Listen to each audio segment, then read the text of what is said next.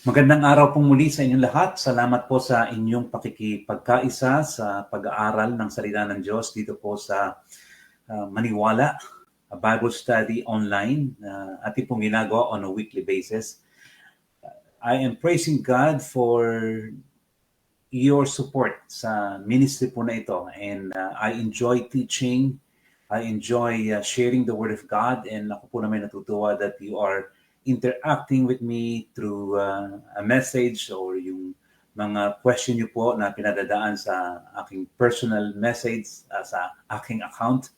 Thank you for asking questions. Thank you for encouraging me. And we all give glory to God sa lahat po ng ginagawa natin ito, sapagkat siya lamang nagbibigay ng wisdom sa buhay natin. And I really like how you have supported yung pong pag-aaral natin sa eschatology. Medyo mahaba, but you were with us during those studies. Ngayon po naman sa mga susunod na mga linggo ay pag-uusapan naman natin ang isa pang area ng tinatawag po natin sa theology. And actually, there are 3 interconnected areas po sa pag-aaral ng salita ng Diyos. There are many, but I just wanted to give you at least 3 so far sa ngayon po, no? Yung po tinatawag nating theology or doctrine is this is exactly what we believe. It speaks of what we believe. Ano ba yung ating mga pinaniniwalaan? But there are times that we need more than what we believe. But we also need to talk about why we believe it. And so that boils down to the study of apologetics. Yung pong apologetics, sumasagot naman sa, bakit mo pinaniniwalaan ang iyong pinaniniwala?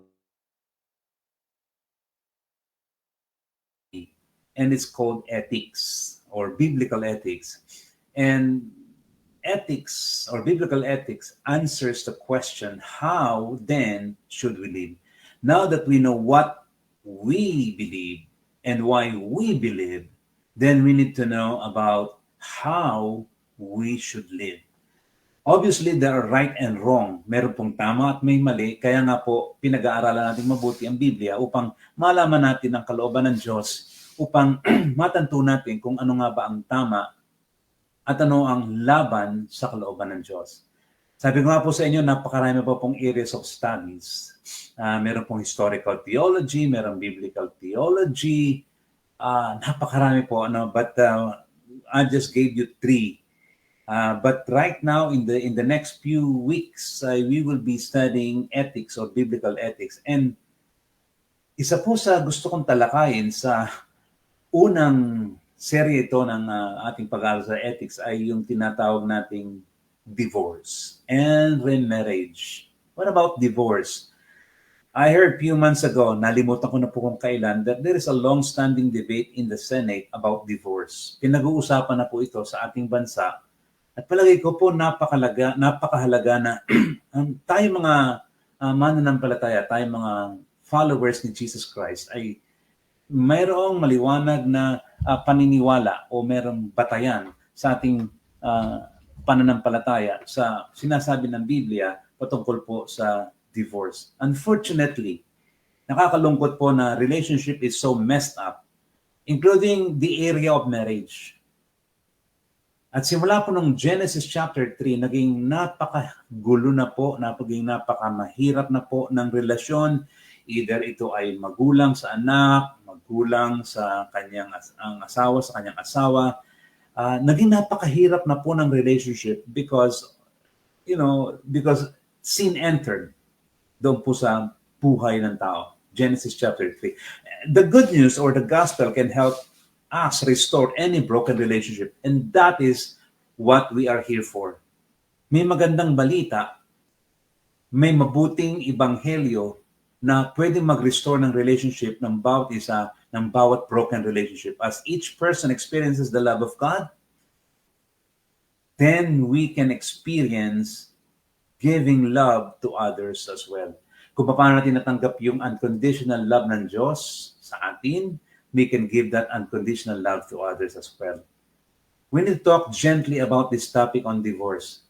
Dapat maging mahinahon at maging dahan-dahan tayo sapagkat marami po ang nasasaktan. There are so many hurting because of the ugliness of broken marriages. Masakit po ito, mahirap po ito, at dapat pag-ingatan kapag pinag-uusapan. Many children are also suffering. They are suffering and beyond their control. They are depressed because they became a part of a broken marriage. My goal is not to give marital advice sa mga taong narito po sa issue ng yung kanilang relationship ay breaking apart. As student of God's Word, I would like to present a view on how we as Christ followers, tayo pong mga mananampalataya, tayong mga anak ng Diyos, how are we going to look on this issue on divorce and remarriage in the light of the written word? Sa liwanag ng salita ng Diyos, paano natin titingnan, paano natin tatayuan, paano natin susuportahan? If this would be an issue among the senators, among the Congress, what will be our voice? Ano po ang ating magiging salita? Ano po ang ating ipapahayag? Ano ang ating sasabihin sa kanila?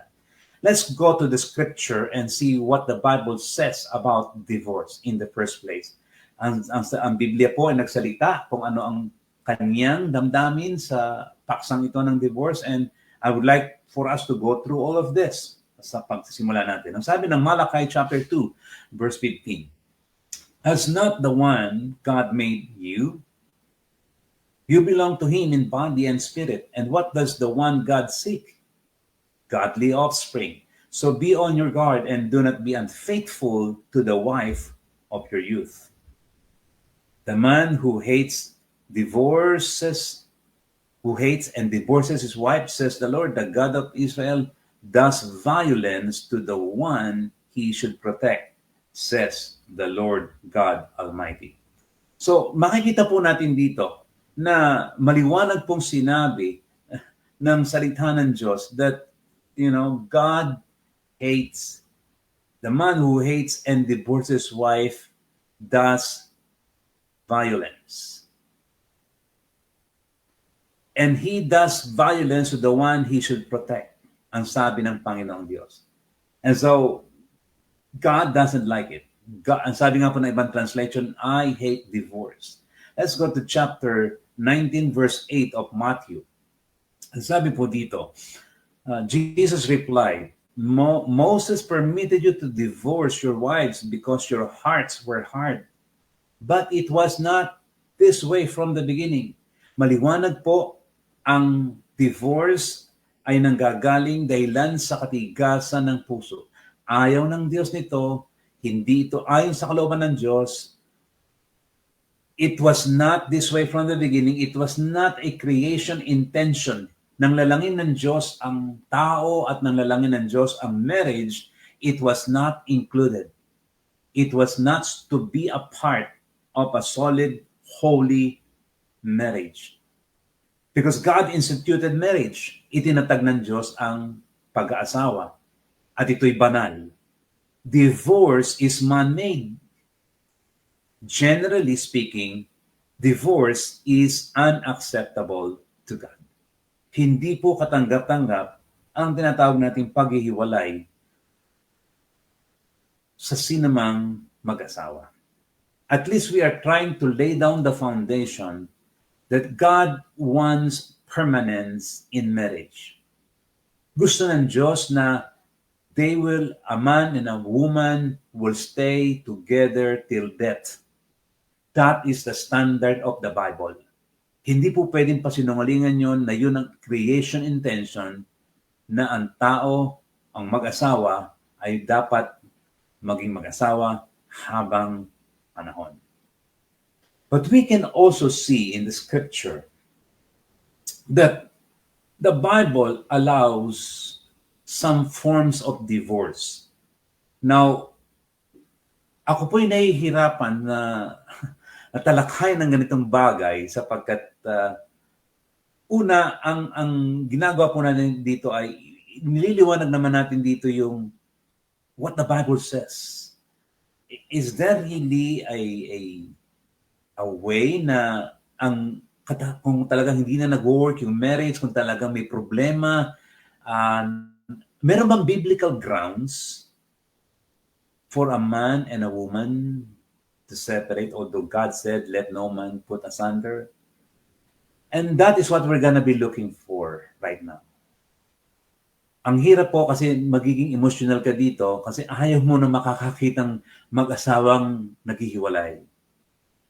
That is why I want to be gentle. I don't want anyone to experience this. This is a very hard, complicated topic. I don't want to touch this, to be sure. Ako po ay nahirapan sa paghahanda nito. Ayoko na halos talakayin, but I am compelled to teach what the Bible teaches, no matter how I feel. And the truth must prevail before my feelings because that is the truth from God. So the Bible allows divorce, first on the basis of sexual immorality. And second, based on the desertion of an unbelieving spouse. Now, let's talk yung po munang una, that divorce could be permitted in case of sexual immorality. Now, let me read Matthew chapter 5:31 and following. And ganito po ang sinasabi. It was also said, whoever divorces his wife, let him give her a certificate of divorce. But I say to you that everyone who divorces his wife except on the ground of sexual immorality, naroon po yung except clause, except on the ground of sexual immorality, makes her commit adultery, and whoever marries a divorced woman commits adultery. Now, ganun din po sa chapter 19, verses 3 hanggang 5. Ang sabi ito, and Pharisees came up to him and tested him by asking, is it lawful to divorce one's wife for any cause? For any cause. Kahit ano na lang. Okay? He answered, have you not read that he who created them from the beginning made them male and female, and said, therefore a man shall leave his father and his mother and hold fast to his wife, and the two shall become one flesh. Bago po sinagot ni Jesus Christ yung tanong na yun, is it lawful to divorce? Talaga pong pinagtibay muna ni Jesus Christ yung marriage is permanent. The two shall become one flesh as you leave your father and your mother and hold fast to your wife, the two shall become one flesh. Talaga po munang binigyan niya ng diin yung bagay na yun. And then he said, so they are no longer two but one flesh, what therefore God has joined together, let not man separate. They said to him, why then did Moses command one to give a certificate of divorce and to send her away? Tuloy po natin ang pagbasa. He said to them, because of your hardness of heart, dahilan sa katigasan ng inyong puso, Moses allowed you to divorce your wives, but from the beginning it was not so. And I say to you, whoever divorces his wife, here comes again, except for sexual immorality, and marries another, commits adultery. Sino mang maghihiwalay sa kanyang asawa, hihiwalay sa kanyang asawa babae, maliban na lamang sa sexual immorality ay nagkakasala ng pangangalo niya. Now let me bring up to you some points here po na meron po talagang Bible scholars na naniniwala that this means yung pong except for sexual immorality does not mean necessarily adultery. Yung daw pong except clause dito is referring to those marriages that should not happen in the first place, kagaya ng incest. Now, kung ito ay incest, sapagkat ito'y kamag-anak mo na in the first place you are not supposed to be married because you are Leviticus 18, naroon po sa 18, 19, and 20, na maraming pinagbabawal ng Diyos na pagsamahin. At isa na nga po doon yung incest, yung you are married to a relative, then that is sexual immorality. Ang sabi po ng iba na nagtuturo ng Biblia, yung sexual immorality dito, not necessarily adultery. Kaya sabi nila, kahit may adultery, hindi dapat mag-divorce. That is one of the views. Yung po ang isa sa mga pananaw na nagsasabi na hindi dapat pinapayagan ang divorce at any cost. At yung sinasabi daw dito na except for sexual immorality, ay ito lang ay nagkaroon ng sexual immorality because they are not supposed to be married in the first place. For example, sa Leviticus chapter 18, a man and a man should not be married. Parang gano'n, ano? Or ang isang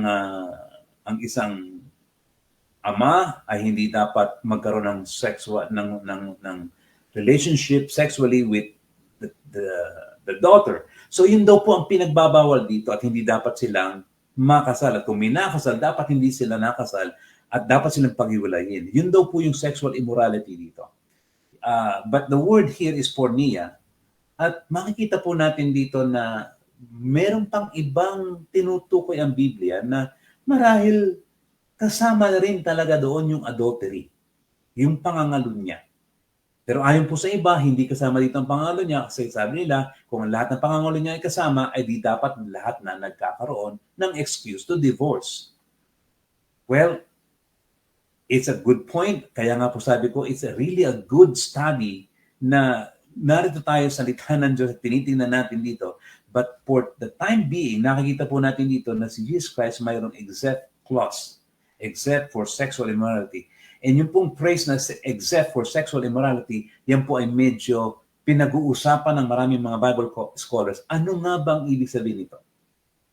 And as we go along, you will see my point here. Now, the consequence before marriage, in case of porneia, yung halimbawa po, bago ikasal, ang consequence po ng tao na nag-commit ng sexual immorality before marriage, which is yung po tinatawag nating before betrothal, ay stoned to death, hindi po divorce. At makikita po natin yan sa Deuteronomy 22:20-21. Hindi ko na po inilagay sa PowerPoint, but let me just give it to you. Ang sabi po doon kasi, but if the things is true that evidence of virginity was not found in the young woman, when they shall bring out the young woman to the door of her father's house, and the men of the city shall stone her to death with stones, because she has done an outrageous thing in Israel by warring in her father's house, so you shall purge the evil from your midst. Kapag ang isang babae ay natagpuan ng lalaki na wala ng evidence of virginity, or that evidence of virginity was not found, then the woman, the young woman, shall be stoned to death. Hindi po i-divorce. Now, after marriage, iba naman yung sinasabi, and it is no longer stoned to death, kundi yung ginamit po dito sa Matthew 5 and Matthew 19 na binasa natin kanina ay yung sinabing, whoever divorces his wife except for sexual immorality commits adultery. Ibig sabihin, divorce na ang solusyon and not stoned to death. Now again, there are two schools of thought. Sabi ko nga po sa inyo, I am not removing the fact that there are two schools of thoughts here, na ang sabi po ng isang school of thought, kahit na may case of adultery, hindi dapat magkaroon ng license o magkaroon ng pagnanais na mag-divorce. Pero may sinabi po dito na except for sexual immorality, it seems to be that there is an allowance, a permission to divorce. Now, wag po muna tayong kung anong maramdaman natin, magdahan-dahan po tayo kasi meron pa po itong mga kasunod. Puntahan po muna natin yung sinasabi dito na why does adultery break the marriage bond? Bakit ba ang adultery ay sumisira ng relasyon ng mag-asawa? Number one, because of the uniting force of the sexual act itself. Hindi po talaga pwedeng masira ang relasyon ng dalawang mag-asawa sa pamamagitan ng third party na tinatawag natin because of the uniting force of the sexual act itself. Meaning, when a husband and wife are doing what they're supposed to be doing as husband and wife, they're not only meeting their body, it's not only the meeting of the body, but the meeting of the spirit or the meeting of the soul. And so when a person is committing adultery, he's not saying, oh, katawan ko lang ito ha, hindi kasama dito yung espiritu ko. O kapag ako ay nagkaroon ng ibang karelasyon at ginawa ko hindi ko dapat gawin sa isang lalaki o sa isang babae, o katawan ko lang yon, hindi kasama ang aking buong pagkatao. It is not true. You cannot depersonalize the person. Hindi mo pwedeng paghiwalayin yung kanyang katawan at ang kanyang espiritu o ang kanyang kaluluwa. That is why adultery is breaking the marriage bond, because it is the whole thing, the whole person. Sabi nga po ng 1 Corinthians 6:13b, 14, the body is not meant for sexual immorality in the first place, but for the Lord, and the Lord for the body, and God raised the Lord and will also raise up by His power. Sabi rin po ng 6:15 and following, do you not know that your bodies are members of Christ? Shall I then take the members of Christ and make them members of a prostitute? Never. Or do you not know that he who is joined to a prostitute becomes one body with her? For as it is written, the two will become one flesh. Any relationship outside of marriage, if it happened, nagkakaroon po ng interconnection yung dalawang katawan at espiritu ng dalawang katawan, and so it must not happen. It breaks the bond of marriage. That is why it is so serious. Kaya sabi po dito sa kasunod na verse, but he who is joined to the Lord becomes one spirit with Him. Kita po niyo yun? Yung analogy, na kapag tayo nakikipagkaisa sa Panginoon, nakikipag-isa tayo sa Kanyang Espiritu, the same thing. When you are making a relationship, sexual relationship, na hindi mo asawa, you are joining that person in spirit also. In your soul also. So sabi dito, flee from sexual immorality. That's how serious it is. Every other sin a person commits is outside the body. But the sexual immoral person sins against his own body. Now, why else? Bakit pa po ang adultery break the marriage bond? Secondly, because it violates the spiritual vow, it violates the spiritual covenant, and that is to keep oneself exclusively for one's spouse. Isa lamang. Ang marriage po ay exclusive. Exclusive sa isang lalaki at sa isang babae, at kapag nagkaroon ng iba, nasisira na po yung pagiging mutual, yung exclusivity, yung pagiging sila lamang doon sa relasyon na yun. Genesis chapter 2, verses 24 and 25, therefore a man shall leave his father and his mother and hold fast to his wife, and they shall become one flesh. And the man and his wife were both naked and were not ashamed. And so, let me say this.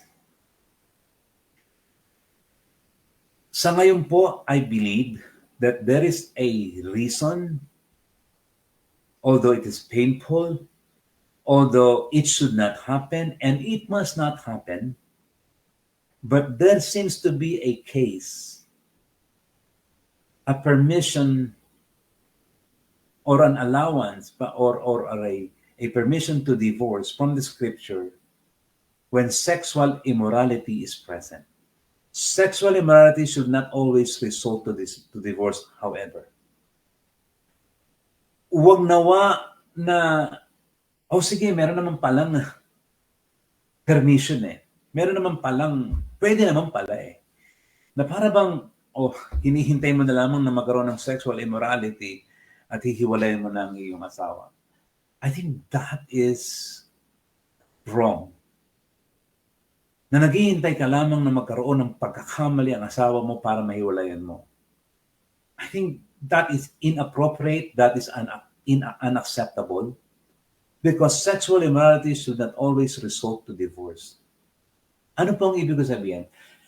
Bagamat sinasabi po ng Biblia na except for sexual immorality, meron pong ganong except clause na tinatawag. But, here's the point, it must be the last resort. It must be the last resort. Hindi yung nagkaroon lamang ng konting problema, nagkaroon lamang ng konting gusot. The goal must be restoration. In every marriage, in every relationship, even if there is sexual immorality that took place, As Christ has forgiven us, we should learn to forgive our spouse. At wag bigla-bigla na lamang magdidesisyon tayo. Instead of restoring relationship, mag-decide tayo ng hiwalay. Remember how it will affect the lives of many people, the children, when you make that rush decision. And so, yes, there is a provision in the scripture for divorce when there is when sexual immorality is present, but it must not always result to divorce, and it must be the last resort. Now, another one that the scripture speaks about is saying is this: divorce could be permitted in case of desertion by an unbelieving spouse. At ito po yung makikita natin sa 1 Corinthians 7:15. But if the unbelieving partner separates, let it be so. In such cases, the brother or sister is not enslaved. God has called you to peace. Now, ang sinasabi po dito ng Biblia, kapag ang isang mag-asawa, yung isa ay hindi mananampalataya, yung isa ay mananampalataya, liliwanagin lang po natin na kapag ang mananampalataya ang mag-i-initiate ng paghihiwalay sa unbeliever, it is unacceptable, it is wrong, it is not according to the scripture. Dapat pong maging maliwanag sa atin na hindi po pwedeng mag-initiate ang believer, ang follower ni Christ, ang tunay na Kristiyano, hindi po siya pwedeng mag-initiate ng paghihiwalay sa kanyang asawang hindi mananampalataya. I hope that that is crystal clear. Now, ang gusto po ng Diyos at ang nais ng Diyos sa mag-asawa ay permanence. Tandaan po ninyo, chapter 7, verse 10. To the married I give this charge, not I, but the Lord, the wife should not separate from her husband. Ano po? Maliwanag po yun.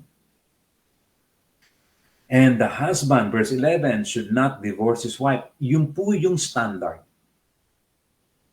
Now, ang mag-asawang parehong Kristiyano, hindi dapat pumasok sa isipan nila yung paghihiwalay o yung divorce. Because they know better. They know that sexual immorality is wrong. No? They know better and they should not be doing this. Pero dadating naman po doon sa kaso na sabi nga po, merong unbelieving husband or unbelieving wife. Kaya nga po sinabi doon sa binasa sa verse 15 na kung merong unbelieving partner na he wanted or she wants to separate because of some reason, and not necessarily sexual immorality, ang sabi po ng Biblia, let it be so. Let it be so. Now, let me give you a caution again. Kasi gusto ko pong maging napaka-maingat natin sa pagtalakay talaga nito. And I am trying to be so cautious if you can see it. Ang sabi po, where there is no biblical ground for divorce, a divorce granted by the state is not really a divorce in God's sight. Kung naghiwalay lang kayo, kasi feel nyo lang na maghiwalay at nag-file kayo ng divorce, at pinayagan naman kayo ng pamahalaan na maghiwalay, hindi como naghiwalay kayo, pinapayagan kayo ng Diyos. Kung walang biblical ground, kung walang biblical basis, kagaya ng ating nabanggit ngayon, yung dalawa. Una, yung marital unfaithfulness. Kasama na nga din po yung mga hindi dapat magsama talagang maghiwalay kasi in the first place, hindi naman talaga dapat silang magsama. You know, incest and everything and other issues. Pero kung walang biblical ground at nag-divorce kayo, it is unacceptable in the scripture, it is unacceptable before God. The couple is still married until a biblical ground for divorce is introduced. Pero hindi pwedeng sabihin nyo na, oh, pinayagan na kami, okay na yon, okay na, hiwalay na kami.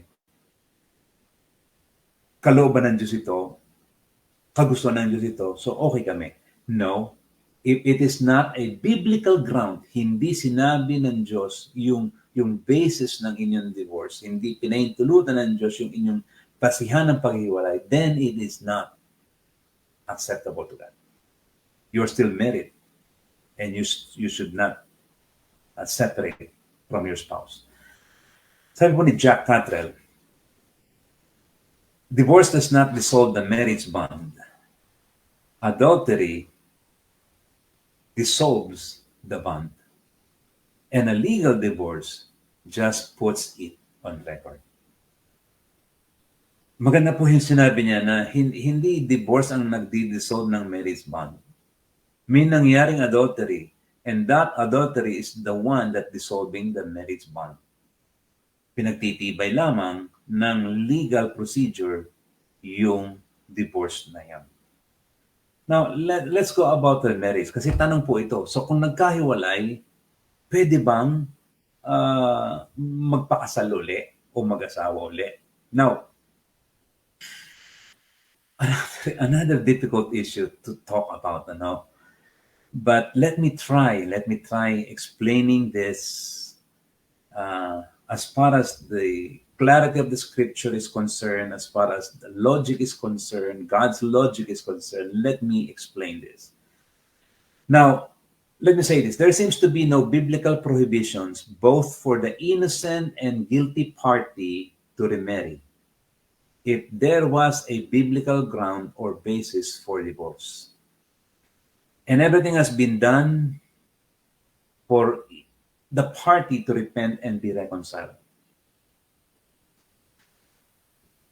Tila po sa aking pagtingin, walang pinagbabawal ang Biblia na sino man na after na magkaroon ng biblical ground, biblical basis for divorce, paghihiwalay, ginawa ng lahat para hindi magkahiwalay.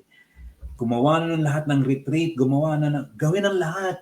Kinausap na lahat ng mga ninong, kinausap na lahat ng mga pastor. At kung talagang it is still not possible for any relationship, and I hope it will not happen. Pero kung talagang hindi mangyayari na magkaroon ng restoration yung dalawa for any reason, hindi ko po alam. There seems to be no biblical prohibitions both for the both parties. Ikaw man yung inosente, ikaw man yung hindi gumawa ng masama, at kung ikaw man yung gumawa ng masama, innocent and guilty party, na mag-asawa uli if there was a biblical ground. Take note on that. If there is a biblical ground or basis for divorce based on the scripture. At matapos na gawin lahat na mag-usap, magsisi sa kasalanan ginawa, at hindi pa rin talaga ma-reconcile, maybe there is now a way to do that. To remarry. Why? Kasi po, kapag divorce, ang ginagawa nga po kasi, kaya binibigyan ng certificate of marriage is for you not to go back to your previous marriage. Meron po kasi mga kaso na, okay, nag-issue ng divorce, babalik sa previous marriage, iiwanan yung pangalawa, ano na po yun? Adultery po yan. At saka kaya nga po binibigyan ng talagang papel is for you not to go back to the first marriage na nangyari na pinaghiwalayan nyo na. So, it is final and executory. So, there is no longer first marriage to go back to. Wala na kayong babalik ang unang kasal kasi nga tapos na-break na po yon because of the divorce, of the legality ng divorce. Wala kang Now, 1 Corinthians 7, divorce between two believers are generally not allowed. Maliwanag po yun sa 1 Corinthians 7. Also, believers are not allowed to divorce his or her unbelieving spouse. Ito po yung nire-review ko lang yung kanina. And when the unbelieving spouse is initiating the release or the divorce, it can be permitted. Sabi nga po ng verse 15, let it be so. Bakit po sinasabi ito? Kasi po, doon sa 7:27, may nakalagay po doon na sa 7:27 1 Corinthians, are you bound to a wife? Do not seek to be free. Are you free or released? Sa Greek po ay luo, from a wife? Do not seek a wife. But if you do marry, you have not sinned. Kung ikaw ay may asawa, wag mo isiping hiwalayan. Pero kung ikaw'y malaya from a wife, kung maaari, huwag ka na uling mag-asawa. Do not seek a wife. Pero sabi din po ni Pablo doon sa verse 28, pero kung mag-asawa ka, hindi ka naman nagkakasala. So yung remarriage, hindi po kasalanan. Hindi kasalanan. Naroon po yung, but if you marry, you have not sinned. Doon po sa 1 Corinthians 7:28. Kung may asawa ka, huwag kang hiwalay. Kung ikaw ay napahiwalay because of the biblical basis of divorce, may biblical basis from a wife, do not seek a wife. Kung maaari, huwag ka na mag-asawa. Pero sabi niya, if you do marry, you have not sinned. Sabi po ni Jack Cantrell, quoting from J. Adams, sa book ni J. Adams na Marriage, Divorce, and Remarriage. Ang sabi niya ganito, based on 1 Corinthians 7:27 and 28a, Paul allows for the marriage of those released from marriage bonds, that is divorce, even in a time of severe persecution when marriage in general is discouraged. Paul allows for the remarriage of those released from marriage bonds. At yun po yung tinutukoy doon sa verse 27 and 28 ng 1 Corinthians chapter 7. Now, I know this is a very hard topic, mga kapatid. I almost did not want to do this. It took me long to record this, and someone can testify about this. Na talaga ako po'y nag-struggle looking at this, and I am not really comfortable. But again, the Bible must be taught, and let me just say this in the end. Just to encourage anyone who are going through all this kind of divorce and separation and broken marriages. Let me say this, sexual sin or sexual immorality is not the worst sin on earth. If you're dealing with this separation, sexual immorality, kapatid, kayong mag-asawa, if I may address you at this time, sexual immorality is not the worst sin on earth. I hope that you can be reconciled. I hope that you can be restored. I hope that you will not resort to divorce, because that is not the best thing to do. Although we believe that there is some allowances, some permission from the scripture, but that is not the first thing that we must be doing. That must be the last resort after we have prayed a lot and repented of the sin. A repentant sinner, please understand, a repentant sinner can be forgiven of any sin, for no sin can be greater than the grace of God. May naging problema sa relationship, yung marriage nyo is at the brink of, parang it's spiral down and down and down. I hope that you will go back to God. Because when you started in marriage, God was there. And be reconciled with each other again. Repent and be reconciled.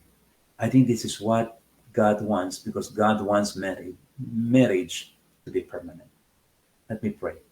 Father, I just want to thank you for allowing us to discuss this kind of topic that is so hard and so difficult emotionally, but God, still your truth must be taught and preached and shared with those who are in need.